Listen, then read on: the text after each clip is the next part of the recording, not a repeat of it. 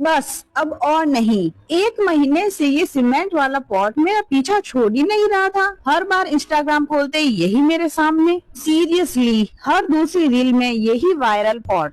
पहले मैंने पूरा इग्नोर किया, लेकिन फिर लगा अगर ये बार बार मेरे सामने आ रहा है तो शायद इसे बनाकर ही देखना पड़ेगा। तो सबसे पहले एक पुराने कपड़े को गीले पानी में डुबो करके सीमेंट और बजरी के घोल में डुबोएंगे। अब आता है सबसे मजेदार पार्ट। इसे उल्टी रखी हुई बोतल के ऊपर फैलाना था और यही पूरा शेप तैयार होता है। जरा सी गलती और पूरा पॉट खराब, इसलिए धीरे धीरे सारे सर्वटों को सेट किया।